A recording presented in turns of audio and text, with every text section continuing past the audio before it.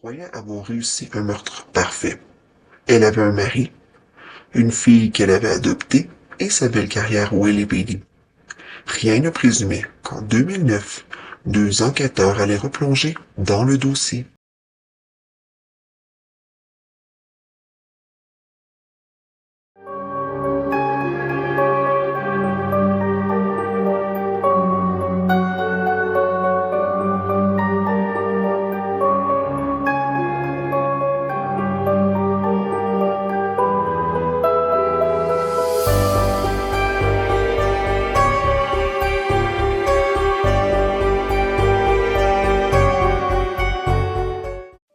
Voici ma deuxième partie de l'histoire de Stéphanie Lazarus. Si vous n'avez pas vu la première partie, je vous invite fortement à aller la voir avant de poursuivre celle-ci. Elle va vous permettre de bien comprendre ce qui va suivre. Présentement, vous pouvez voir qu'elle s'affiche à l'écran, donc vous pouvez cliquer dessus et revenir sur cette vidéo-ci par la suite. Pour ceux qui l'avaient déjà vu, je vais faire quand même un tout petit résumé pour vous rafraîchir la mémoire. L'histoire avait commencé en février 1986. On se souvient qu'une jeune infirmière de 29 ans, Sherry Rasmussen, est retrouvée battue et abattue dans son propre condo à Los Angeles. Son mariage avait malheureusement duré seulement 3 mois. Un mobile évident aux yeux de sa famille, une ex-petite amie obsessionnelle de son mari, qui l'avait menacé en personne quelques mois plus tôt. Une menace glaçante. Si je ne peux pas avoir John, personne d'autre ne l'aura. Cette femme s'appelle Stéphanie Lazarus et elle est policière au LAPD, la même institution chargée d'enquêter sur ce meurtre. Malgré les avertissements répétés du père de la victime, les enquêteurs de 1986 s'enferment dans une théorie de cambriolage raté et ignorent tous les avertissements de Nell. Le dossier finit par dormir dans les archives. Pour ce qui est de Stéphanie, elle continue de porter le badge, de monter les échelons, de bâtir une vie ordinaire, pendant que dans un congélateur du bureau du coroner, un petit échantillon prélevé sur une morsure retrouvée sur le corps de Sherry attend patiemment son heure. Ce qui nous amène au moment où tout s'est effondré. En 2001, 15 ans après le meurtre, un détective du LAPD, Cliff Shepard, reprend le dossier Sherry Rasmussen une nouvelle fois. Il remarque que l'échantillon prélevé sur la morsure a été conservé depuis 1986 et demande qu'il soit enfin analysé pour ADN. Une technologie qui est encore relativement nouvelle pour la police de l'époque. Environ un an plus tard, le résultat tombe et il change tout. L'ADN appartient à une femme inconnue et non pas à un des deux cambrioleurs qui étaient présumés à l'époque. La nouvelle a fait l'effet d'une bombe. Mais à ce moment-là, personne ne fait le lien avec le nom que Nell Rasmussen répète depuis 15 ans. Les enquêteurs supposent plutôt qu'une femme aurait pu accompagner un complice masculin lors du cambriolage raté. Je n'arrive pas à croire qu'il passe encore à côté. Shepard, qui aurait pu pousser l'enquête plus loin, est réassigné à un groupe de travail chargé de traquer un tueur en série actif à Los Angeles. Le dossier Rasmussen, malgré cette découverte majeure, retombe encore dans l'oubli. Il faudra encore près de 8 ans et un regard neuf sur le dossier avant que quelqu'un ne fasse enfin le lien entre cet ADN féminin et le nom que Nell Rasmussen répétait depuis le premier jour. 2009. Le dossier est rouvert et le nom retrouvé. En février 2009, l'unité des affaires non résolues du LAPD, le Cold Case Unit, reprend le dossier de Sherry Rasmussen, en partie parce que le nombre d'homicides à traiter dans la région a diminué et que les enquêteurs ont enfin le temps de revenir sur des anciennes affaires. Deux détectives, Jim Nuttall et Rob Bob, replongent dans les archives. Ils tombent sur un détail resté sans suite. Le matériel électronique empilé près de la porte portait déjà du sang de Sherry, ce qui signifie qu'elle était déjà morte ou mourante quand le matériel a été déplacé. Et pourtant, il n'a jamais été emporté. Pour Nuttall, ce détail change tout. Le meurtre était le but, pas le vol. Avec cette nouvelle lecture de la scène de crime, les enquêteurs relancent les tests ADN et confirment ce que Shepard avait découvert des années plus tôt. L'ADN de la morsure appartient bel et bien à une femme. Ils dressent une liste de 5 suspects potentiels et les éliminent une à une par comparaison ADN. Puis, ils fouillent les vieux rapports. Ils retrouvent le nom de Nell Rasmussen et ils retrouvent le nom qu'il répétait depuis plus de 20 ans. Une ex-petite amie de John Rutten le mari de la victime, une femme qui avait accès à harceler Cherry sur son lieu de travail. Son nom, Stéphanie Lazarus, détective au LAPD, littéralement à quelques pas de bureau de l'unité des affaires non résolues elle-même. L'opération secrète. Enquêter sur l'un des leurs est un exercice délicat, voire même dangereux. Si Stéphanie apprend qu'elle est sauvée, elle peut faire disparaître des preuves. Elle peut se sauver et disparaître elle-même. Pire, elle peut aller alerter des collègues. Elle connaît les procédures du LAPD mieux que quiconque. Les enquêteurs organisent donc une opération discrète et patiente qui durera environ 4 mois. En mai 2009, les enquêteurs suivent Stéphanie et obtiennent un échantillon de son ADN à partir d'un gobelet avec paille qu'elle a jeté dans une poubelle à l'extérieur d'un magasin Costco. Ils prennent l'échantillon et ils l'envoient au laboratoire. Les jours passent et ils finissent par avoir une réponse. L'ADN du gobelet correspond à l'ADN de la morsure retrouvée sur le corps de Cherry Rasmussen. Elle est identique et vraiment sans équivoque. Enfin, ils ont réussi à mettre la main dessus. Pour éviter de compromettre une enquête interne délicate sur l'une des leurs, les officiels du LAPD élaborent soigneusement un plan pour arrêter Stéphanie. 5 juin 2009. Le 5 juin 2009, un détective de la division des homicides et vols à main armée s'approche de Stéphanie à son bureau au quartier général du LAPD et lui demande de l'accompagner en bas à l'établissement de détention du département, là où elle ne pourra pas avoir son arme sur elle. Il lui dit qu'il a besoin d'elle pour interroger un homme qui prétend avoir des informations sur des œuvres d'art volées. C'est la spécialité de Stéphanie. Elle suit son collègue sans méfiance, elle descend et elle entre dans la salle. Et là, les questions commencent. Les enquêteurs commencent calmement, des questions sur sa carrière et sur sa journée. Puis, les questions dérivent lentement vers John Wooten et ensuite vers Cherry Rasmussen. Stéphanie dit d'abord ne pas se souvenir si elle n'avait jamais rencontré Cherry. Puis, sa mémoire se rétablit soudainement. Elle mentionne, et je la cite, « Je lui ai peut-être parlé 1 ou 2 fois, ou plus. » Elle tente de remonter la ligne du temps pour parler de John, dont elle se souvient très bien des dates, et lorsqu'elle fait un parallèle avec son mari actuel, elle a de la difficulté à mentionner l'année où ils ont commencé à se fréquenter. C'est quand même un élément important, à quel point John l'avait vraiment marqué. Après plusieurs questions sur John, elle demande pourquoi il la questionne sur un homme qu'elle a fréquenté il y a des millions d'années. Il continue à la questionner sur Cherry, et elle mentionne être allée la voir sur son lieu de travail à l'hôpital pour lui dire, par rapport à John, et je la cite encore, « Hey, tu sais quoi?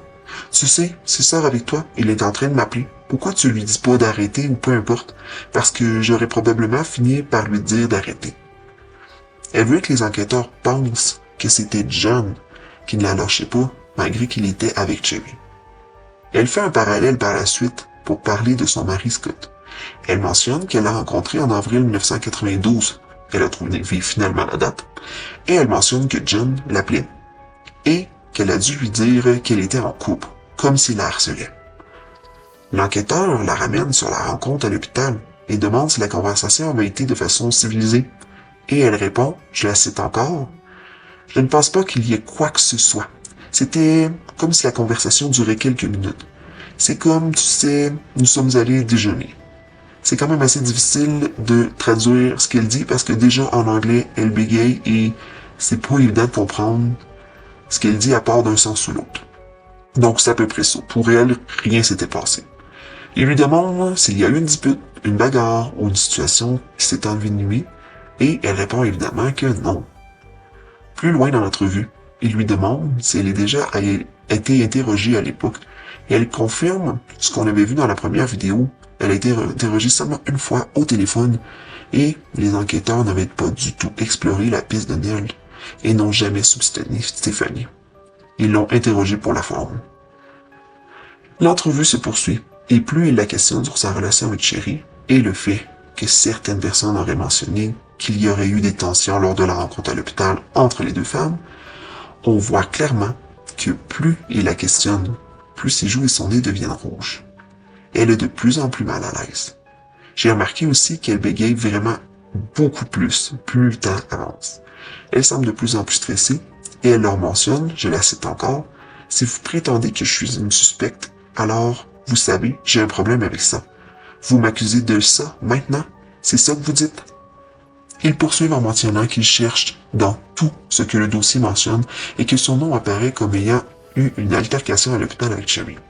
Ils lui demandent si elle donnerait un échantillon ADN et elle mentionne que peut-être et qu'à ce stade, elle devrait pouvoir avoir le droit de parler à un avocat et qu'elle sait comment les interrogatoires fonctionnent et que ça fait longtemps qu'elle en fait et qu'elle espère que l'entretien a été enregistré. Il lui mentionne qu'ils ont la possibilité de faire le test ADN avec des preuves grâce à la morsure qui avait été gardée depuis 1986. Elle répond, de façon désinvolte mais mal à l'aise, que c'est bien. On voit clairement qu'elle n'est pas bien à ce moment-là. L'entretien se termine lorsqu'elle dit que c'est complètement faux, qu'elle comprend qu'ils doivent faire leur travail, mais qu'elle n'en revient pas que quelqu'un dise qu'elle a eu une altercation avec Sherry et qu'à cause de ça, elle aurait voulu la tuer, que ça n'avait pas de sens, et elle se lève et quitte la pièce. Par la suite, Stéphanie Lazarus, alors âgée de 49 ans et détective vétéran du LAPD, se retrouve dans un couloir du quartier général de sa propre institution. On peut encore l'entendre parce que la vidéo roule toujours. Et il lui mentionne qu'elle est sous arrestation pour le meurtre de Sherry Rasmussen. Ils l'ont arrêtée, menottée, et ils l'ont ramenée s'asseoir au même endroit dans la même salle. Ils lui ont lu ses droits et demandé si elle voulait leur parler ou leur mentionner autre chose. Évidemment, elle a répondu non, et son air était pas le même que dans le début de la vidéo. Elle était complètement abattue à ce moment-là. Moi, je vous conseille fortement d'aller voir la vidéo, elle est quand même assez facile à trouver. Par exemple, elle est en anglais, mais on voit juste dans non-verbal, même si vous comprenez pas l'anglais, on voit clairement que c'est évident qu'elle est très mal à l'aise. Elle fait des mimiques étranges aussi. T'sais, on voit même depuis le début que lorsqu'elle réfléchit, elle réfléchit vraiment longtemps et elle fait vraiment des mimiques, comme je disais, étranges avec sa bouche et surtout son nez et ses joues deviennent rouges comme je l'ai mentionné plus tôt. La nouvelle se répand à la vitesse de l'éclair dans tous les couloirs de LAPD et dans toute la ville de Los Angeles. Sa caution est fixée à 10 millions de dollars. Le procès, une morsure, une balle et un cœur brisé. Le procès s'ouvre en janvier 2012, 26 ans après le meurtre. Stéphanie a 51 ans. L'affaire attire une couverture médiatique nationale et internationale. Le procureur Shannon Presby résume l'affaire au jury en une formule saisissante. Une morsure, une balle, un canon pistolet et un cœur brisé. Voici les éléments du meurtre de Sherry Rasmussen. Des photos choquantes de la victime sont projetées devant le jury. Des gros plans du visage tuméfié de Sherry Rasmussen. Un œil gonflé fermé, l'autre grand ouvert, sa bouche ouverte, ses mains levées, comme dans une posture défensive. Les procureurs soutiennent que cette violence a été infligée par Stéphanie dans un accès de rage, après que son amant a épousé cette femme plutôt qu'elle. Une autre photo. Sherry est rayonnante dans une robe de mariée, tenant un bouquet de fleurs. C'est ce qui est montré au jury pour illustrer le mobile allégué. Les preuves défilent pendant des semaines. Stéphanie nie toujours sa culpabilité. Les journaux intimes de Stéphanie couvrent la période entre novembre 1984 et août 1986. Ils sont maintenant versés au dossier. Ils montrent l'étendue de son obsession pour John et son incapacité à accepter la perte de l'amour de sa vie. La lettre qu'elle avait écrite à la mère de John est lue à voix haute devant le tribunal. Elle est dévastée, décrit-elle. Elle ne comprend pas pourquoi il a choisi une autre femme. Elle ne sait pas comment avancer sans lui. Elle écrit également, et je cite, « Je suis amoureuse de John. Cette année m'a anéanti. » L'expert criminel Mark Safarik témoigne que la mise en scène de la scène de crime était délibérée et sophistiquée. Le travail de quelqu'un qui connaissait les procédures policières. Ce que j'ai vu, c'était une tentative de créer une illusion, mentionne-t-il. John Ritton témoigne lui aussi. Il admet avoir informé les enquêteurs originaux de 1986 du nom de Stéphanie Lazarus, précisant qu'elle était policière mais que cette piste n'avait jamais été poursuivie. Il mentionne aussi que sa relation avec Stephanie était asymétrique, qu'ils s'étaient rencontrés au UCLA et qu'elle n'était pas sa copine, mais qu'ils avaient des relations sexuelles ensemble. Il aurait aussi admis, en cours, avoir eu des relations sexuelles également après les fiançailles et que Sherry le savait et qu'elle lui avait pardonné. La défense, elle, conteste la fiabilité des preuves. Elle soutient que la salive pourrait avoir été contaminée par l'ADN de la morsure, qui n'est pas concluante, que rien ne prouve directement que Stephanie était dans le condo ce jour-là. Le jury, composé de 8 femmes et 4 hommes, délibère pendant environ 8 heures, sur 3 jours. Le verdict. Le 8 mars 2012, 26 ans après le meurtre de Sherry Rasmussen, Stephanie Lazarus est déclarée coupable de meurtre au premier degré. John est assis au fond de la salle. Il a les yeux fermés. Il tient la main de la mère de Sherry lorsque le verdict est prononcé. Les membres de la famille de Stephanie quittent rapidement la pièce. La condamnation. Le juge Robert Perry condamne Stephanie Lazarus à la prison à vie avec possibilité de pouvoir demander une libération conditionnelle après 27 ans. Ce délai est fixé par 25 ans pour le meurtre au premier degré et 2 ans supplémentaires pour l'usage personnel d'une arme à feu. C'est la peine maximale prévue par la loi de la Californie. Lors de l'audience, le chef du LAPD, Charlie Beck, publie une déclaration. Ce n'est pas seulement la famille Rasmussen qui a perdu une épouse et une fille. La famille du LAPD a ressenti une trahison profonde. Je suis également désolé qu'il nous ait fallu autant de temps pour résoudre cette affaire. John Bruton prend la parole devant le juge. Sa voix se brise. Il mentionne le fait que la mort de Sherry soit survenue parce qu'elle m'a rencontré et m'a épousé me dévaste complètement. Je ne sais pas comment faire face à cette réalité. Une enquête qui soulève des questions. L'arrestation et la condamnation de Stephanie soulèvent une question que beaucoup n'osent pas poser à voix haute. Comment une institution aussi grande et bien dotée que le LAPD a-t-elle pu ne pas voir ce qui semblait si évident et laisser filer une première piste ADN solide dès 2001-2002? La famille Rasmussen porte plainte contre le LAPD, alléguant que l'enquête originale a été bâclée, soit par incompétence, soit par une volonté délibérée de protéger l'une des leurs. Certains documents suggèrent même que des preuves qui auraient pu incriminer Stephanie plus tôt auraient pu être retirées ou altérées au fil des années. Une allégation grave à laquelle Stephanie elle-même aurait plausiblement eu accès durant les années 90 en tant que policière du même département. La réalité est peut-être plus nuancée. Un biais institutionnel profond, une résistance naturelle à soupçonner une collègue, une mauvaise lecture de la scène de crime et des décennies d'inertie bureaucratique. Mais le résultat est le même.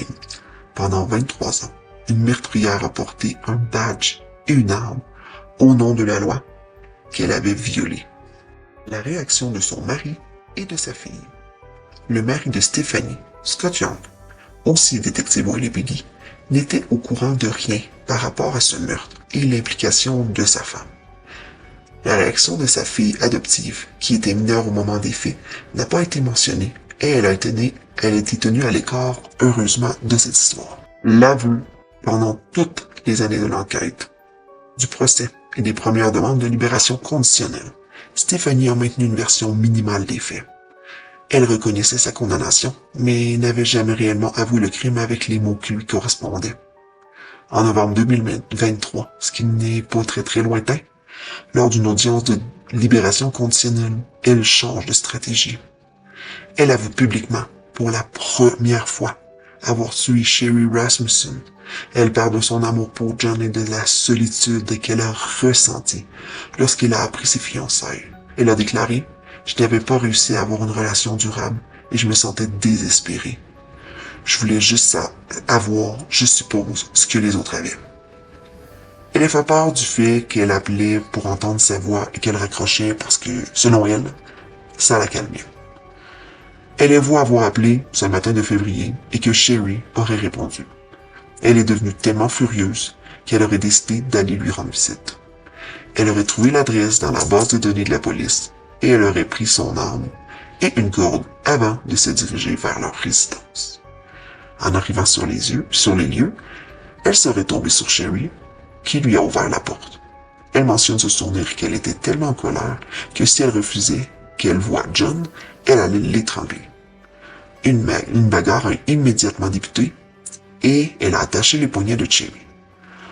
Lorsqu'on la questionne lors du procès sur la raison de lui attacher les poignets, elle mentionne que c'est parce qu'elle l'empêchait d'aller voir John. Le commissaire lui a alors fait la remarque suivante. Comment le fait de lui attacher les poignets vous donnerait-il accès à John? Cela n'a aucun sens. Paul Nunes, l'un des procureurs ayant instruit le procès de Lazarus, croit qu'elle continue de mentir et que ses aveux seraient uniquement à minimiser sa culpabilité et aider à obtenir une libération conditionnelle. Elle mentionne que le combat était mutuel. Mais Paul croit que Sherry n'aurait pas ouvert la porte et que Stéphanie aurait forcé la serrure et que le combat n'était pas du tout mutuel. Il mentionne également, lors de l'interview, on ne peut pas raconter une histoire à moitié vraie sur un meurtre et rejeter une partie de la faute sur la victime. C'était une prédatrice prise au piège avec sa proie.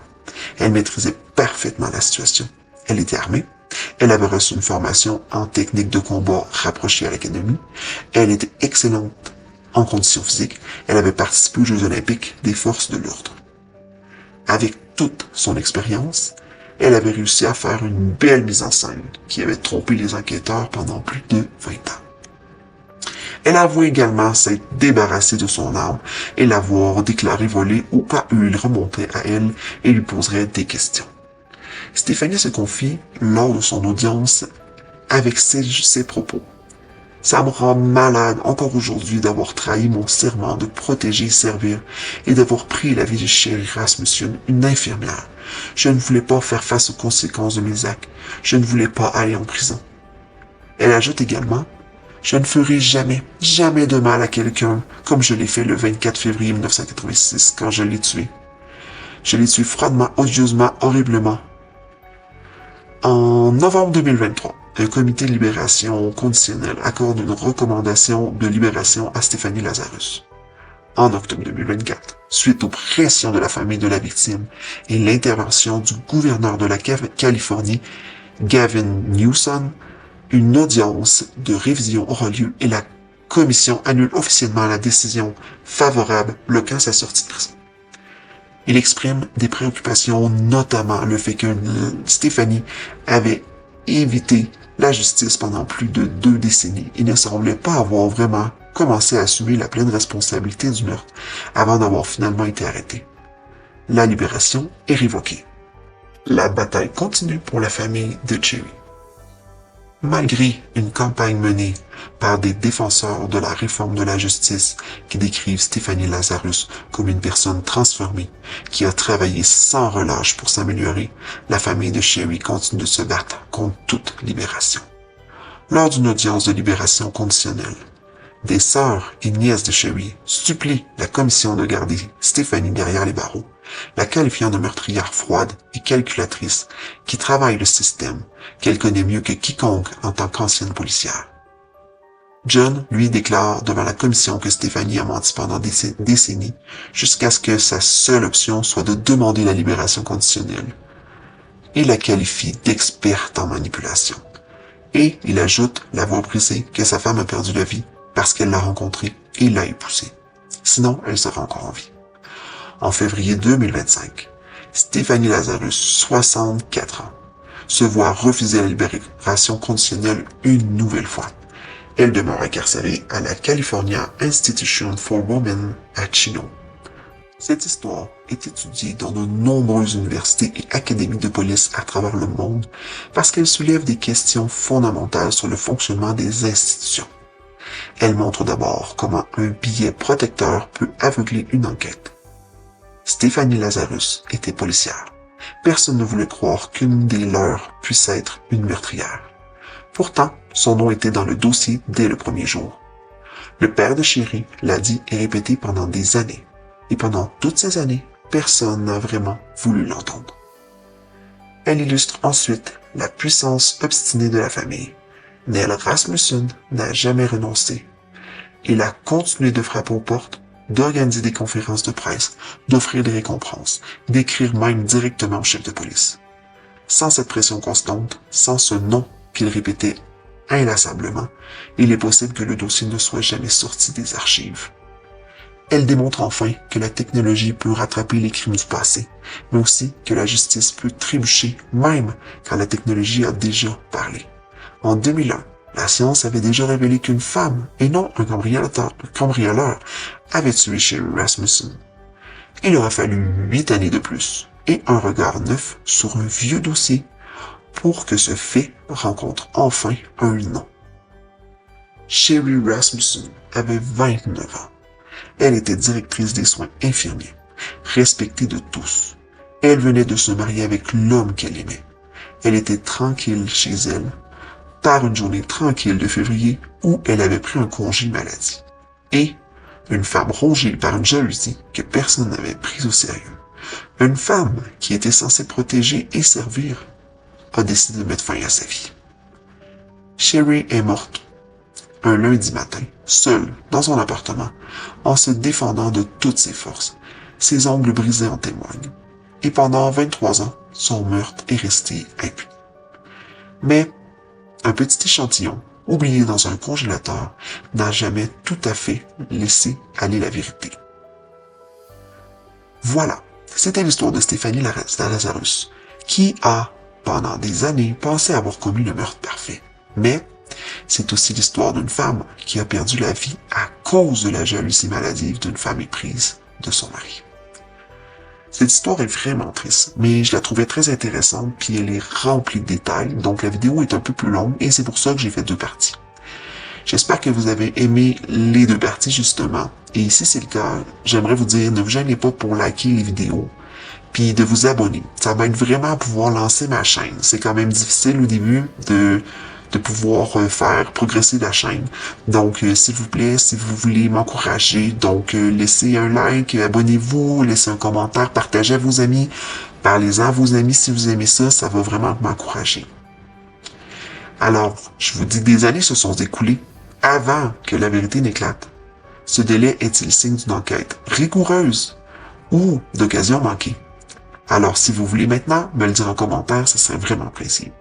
Sur ce, je vous laisse en vous disant, entre ombre et lumière, la vérité ne dort jamais. Bye bye.